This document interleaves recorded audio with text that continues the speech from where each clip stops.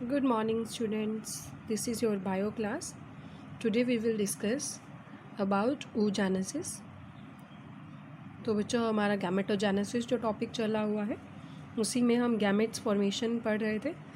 तो sperm formation और we can say male gametes की फॉर्मेशन हम पढ़ चुके हैं, दैट इज़ कॉल्ड स्पर्मेटोजेनेसिस।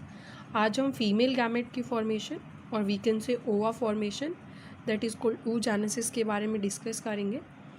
तो बच्चों यहाँ पर इस टॉपिक में काफ़ी स्टेटमेंट्स हैं, तो इसको मैं आपको एक ग्राफिकल फॉर्म में थोड़ा समझाऊंगी ताकि आपको कोई कन्फ्यूज़न ना हो। डिफरेंट स्टेटमेंट्स में डिफरेंट टर्म्स में कोई कन्फ्यूज़न ना आए, इसके लिए इसको हम एक ग्राफिकल फॉर्म से समझेंगे। So students, here you can see, I hope आपको प्रॉपरली दिख रहा होगा। तो बच्चों oogenesis, जैसे स्पर्मेटोजेनेसिस में फॉर्मेशन ऑफ स्पर्म को हमने स्पर्मेटोजेनेसिस कहा था, सेम एज इट इज़ ओवा और वी कैन से एग की फॉर्मेशन को ही हम oogenesis कहते हैं। ओवेरी में ओवा की फॉर्मेशन इज कॉल्ड oogenesis। बच्चों जो oogenesis है, अगर हम बात करें, वो एम्ब्रियोनिक डेवलपमेंट के टाइम पर ही शुरू हो जाती है, यानी कि जैसे ही एम्ब्रियो डेवलपमेंट शुरू होती है उसी टाइम पे oogenesis शुरू हो जाती है। कोई भी नया oogonia नहीं फॉर्मेशन होगी, कोई भी नए ओवा की फॉर्मेशन नहीं होगी आफ्टर बर्थ के बाद। तो बच्चों आगे अगर हम बात करें, ये टर्म्स मैंने आपको साइड वाइज इसलिए एक्सप्लेन की क्योंकि इन स्टेटमेंट के बारे में भी आपको पता होना चाहिए। तो बच्चों oogenesis यानी कि ओवा फॉर्मेशन के बाद जो oogonia है उसमें डिवीज़न शुरू हो जाएगा, और वो डिवीज़न कैसे होगा? मियोटिक डिवीज़न के थ्रू। जैसे आपने 11th में माइटोसिस और मियोसिस के बारे में पढ़ा था, तो अब oogonia प्रोफेज 1 के अंदर एंटर करेगा जो कि मियोटिक डिवीज़न की फर्स्ट फेज़ है, और इसी को हम कहेंगे प्राइमरी oocyte, यानी कि oogonia prophase first of meiotic division में एंटर करने के बाद टेम्परेरीली इसी स्टेज में अरेस्ट हो जाएगा, और यहाँ पर अब हम इसको कहेंगे प्राइमरी oocyte। ये प्राइमरी oocyte है स्टूडेंट्स। अब बच्चों जो प्राइमरी oocyte है इसके चारों तरफ, यानी कि अगर ये प्राइमरी oocyte है, चारों तरफ एक लेयर की फॉर्मेशन हो जाएगी। जो ये लेयर है बच्चों, ये ग्रैन्युलोसा सेल्स से बनी हुई है।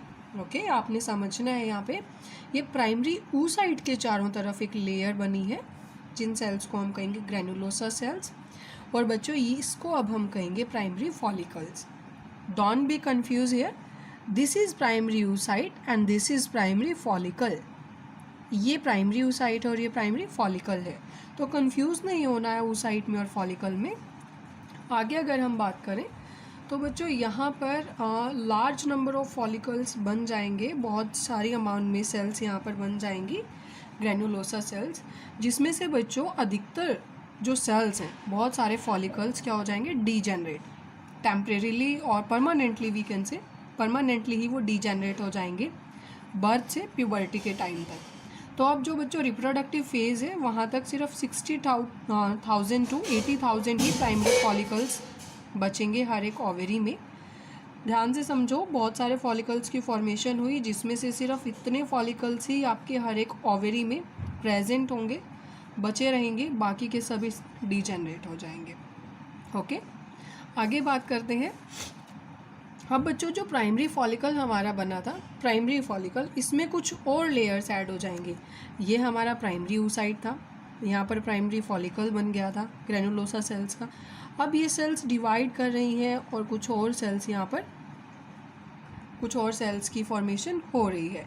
तो बच्चों ये जो और सेल्स की फॉर्मेशन हो रही है ये भी ग्रैन्युलोसा सेल्स ही हैं, और अब ये थिकल लेयर बना लेती हैं, मतलब एक थिकल लेयर, एक थिका की फॉर्मेशन कर लेंगी, जिसको अब बच्चों हम कहेंगे सेकेंडरी फॉलिकल। यहाँ पर जो फर्स्ट फॉर्मेशन हुई थी दैट इज़ प्राइमरी फॉलिकल, और एक और फॉर्मेशन हुई है, इसको हम कहेंगे सेकेंडरी फॉलिकल। अब आगे बात करते हैं बच्चों। अब जो सेकेंडरी फॉलिकल है ये ट्रांसफॉर्म हो जाएगा टर्शरी फॉलिकल के अंदर, और इस टर्शरी फॉलिकल की बच्चों पहचान क्या होगी, हमें कैसे पता चलेगा कि अब जो फेज़ था वो सेकेंडरी से टर्शरी में आ चुका है? इन फॉलिकल्स में बच्चों एक कैविटी की फॉर्मेशन हो जाएगी, एक फ्लूइड फिल्ड कैविटी, यानी कि एक कैविटी जिसके अंदर फ्लूइड भरा हुआ है और जिसको हम नाम देंगे एंट्रम का। आई होप ये आपको क्लियर हो गया होगा, कंफ्यूज नहीं होना है यहाँ पर भी। अब जैसे सेकेंडरी फॉलिकल का हमें पता चला कि एक्स्ट्रा लेयर्स डिपॉजिट हो गई, फिर ये सेकेंड टर्शरी फॉलिकल में ट्रांसफॉर्म हुई, तो हो सकता है आपको कंफ्यूजिंग लगे कि भाई कैसे फाइंड आउट करेंगे कि सेकेंडरी फॉलिकल से अब टर्शरी में एंटर कर चुका है। तो जैसे ही आपको एंट्रम एक फ्लूइड फिल्ड कैविटी वहाँ दिखाई देगी, उसी टाइम हमें समझ जाना है कि अब टर्शरी फॉलिकल की फॉर्मेशन हो चुकी है। आगे बात करते हैं बच्चों। तो जैसे मैंने आपको कहा कि यहाँ पर एक थीकल लेयर भी बनी है। अगर थ्योरेटिकली आप एनसीईआरटी से पढ़ते हो तो इसको भी हम दो पार्ट्स में डिवाइड कर लेते हैं। दो थीकल लेयर यहाँ पर बनी है, एक है इनर थीका और एक है आउटर थीका। इसको हमने इनर थीका को इंटरना कहा है और आउटर थीका को हमने एक्सटर्ना कहा है। ये एडिशनल है, जो अगर आप थ्योरी से पढ़ोगे तो आपको कंफ्यूजिंग नहीं लगेगा, ये टर्म्स भी साथ में ही हो जाएंगी।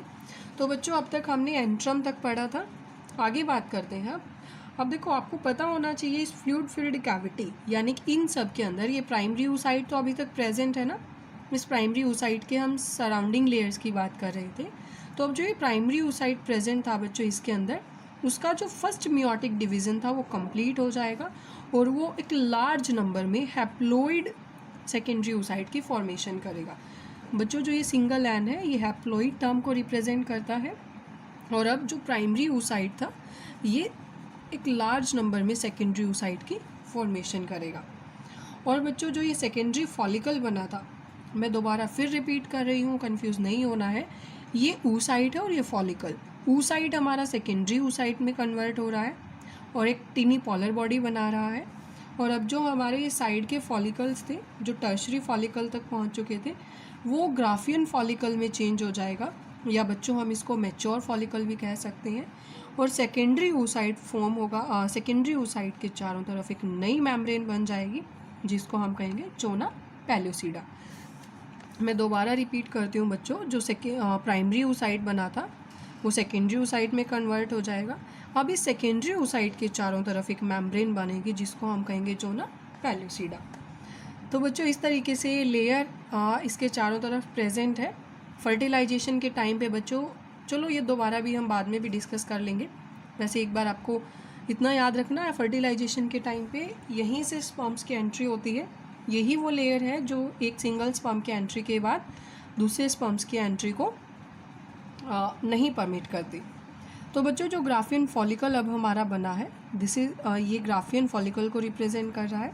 वो रप्चर हो जाएगा, ब्रेक डाउन हो जाएगी वो लेयर, जिससे सेकेंडरी oocyte है ओवरी से सभी रिलीज़ हो जाएंगे और इस प्रोसेस को बच्चों हम कहेंगे ओव्यूलेशन। तो बच्चों आई होप आपको क्लियर हो गया होगा, क्योंकि ये देखो एक तो बहुत इंपॉर्टेंट टॉपिक है तो इसलिए अच्छे से समझ लेना। और बुक में भी हम डिस्कस कर लेते, लेकिन कहीं ना कहीं बच्चों ये टर्म्स कंफ्यूजिंग लगती, तो इसीलिए मैंने आपको एक ग्राफिकल फॉर्म में थोड़ा समझाया है ताकि आपको चीज़ें मेमोराइज हो जाएं। नोट्स भी मैं अभी सेंड कर दूंगी आपको साथ में ही। तो बच्चों इसको भी अच्छे से समझ लेना। फिर भी अगर आपको कहीं दिक्कत आ रही है स्पर्मेटोजेनेसिस में या oogenesis में तो आप वो बता देना, ठीक है, हम दोबारा भी डिस्कस कर लेंगे। एक बेसिकली आप थोड़ा यहाँ भी देख लो, इसमें सिंपल दिखा रखा है कि oogonia बने, माइटोसिस डिफ्रेंशिएशन हुआ, सेम जो अभी बताया वही, प्राइमरी oocyte की फॉर्मेशन हुई, फर्स्ट मियोटिक डिवीज़न कंप्लीट हुआ, फर्स्ट पॉलर बॉडी बनी जो डीजेनरेट हो जाएगी, सेकेंडरी oocyte बना, ओवम की फॉर्मेशन हुई, सेकेंडरी पॉलर बॉडी, ये पॉलर बॉडीज़ बच्चों डीजेनरेट हो जाएंगी। ओके, तो इस तरीके से जो हमने अभी डिस्कस किया सेम वही इसी के अंदर है। आपने ये भी बनाना है, ड्रॉ करना है, ये आपने पहले ही ड्रॉ कर लिया था। तो आई होप आपको ये टॉपिक भी अच्छे से क्लियर हो गया होगा। अब भी अगर कोई डाउट आपका रहता है तो प्लीज़ आप वो दोबारा पूछ लें ताकि बाद में कोई प्रॉब्लम ना आए।